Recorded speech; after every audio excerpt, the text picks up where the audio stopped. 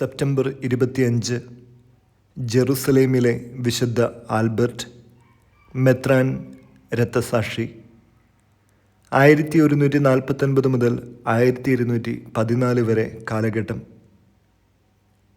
കർമ്മലീത്ത സഭയുടെ സഹസ്ഥാപകനായ വിശുദ്ധ ആൽബർട്ട് ഇറ്റലിയിലെ പാർമയിൽ ഒരു കുലീന കുടുംബത്തിൽ ജനിച്ചു.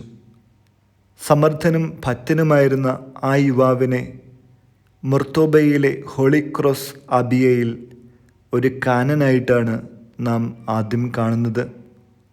അദ്ദേഹം മൊർത്തോബയിലെ ഹോളി ക്രോസ് അബിയിൽ ഒരു സന്യാസ സഭയുടെ പ്രിയോർ ജനറലായിരിക്കെ ബോബിയോ മെത്രാനായി നിയമിക്കപ്പെട്ടു. പിന്നീട് വെർസെല്ലി മെത്രാനായി. റോമൻ സാമ്രാജ്യത്തിൻ്റെ ചക്രവർത്തിയായിരുന്ന ഫ്രെഡറിക് ഒന്നാമൻ ബാർബറോസയും ക്ലെമന്റ് മൂന്നാമൻ മാർപ്പാപ്പയുമായി ഉണ്ടായിരുന്ന തർക്കങ്ങൾ പരിഹരിക്കുന്നതിന് മധ്യസ്ഥനായി വർത്തിച്ചിട്ടുണ്ട്.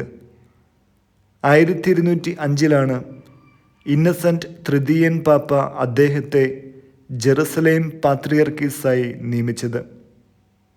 വിശുദ്ധ നാടുകൾ തിരികെ പിടിക്കുന്നതിന് വേണ്ടിയുള്ള കുരിശുയുദ്ധങ്ങൾക്ക് ശേഷം മുസ്ലിമുകളിൽ നിന്നും പീഡനങ്ങളും രക്തസാക്ഷിത്വങ്ങളും നടക്കുന്ന സമയമായിരുന്നു അത്. തൻ്റെ വിശുദ്ധിയും ബുദ്ധിവൈഭവവും നയചാതുരിയും മൂലം ആൽബർട്ട് മുസ്ലിങ്ങളുടെ പ്രീതിക്ക് കാരണഭൂതനായി. ജെറുസലേമിലെ മുസ്ലിം സാന്നിധ്യം മൂലം തുറമുഖ നഗരമായ ആക്രയാണ്, ഇന്നത്തെ ഹൈഫയാണ്, ആൽബർട്ട് തൻ്റെ ആസ്ഥാനമാക്കിയത്. ആക്രയോട് ചേർന്നുള്ള മലനിരയാണ് കാർമൽ.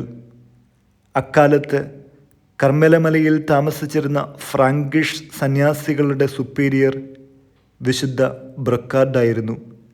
അദ്ദേഹത്തിൻ്റെ അഭ്യർത്ഥന പ്രകാരം കർമ്മലിത്ത സഭയുടെ നിയമാവലി പാത്രിയർക്കീസ് ആൽബർട്ട് എഴുതിയുണ്ടാക്കി.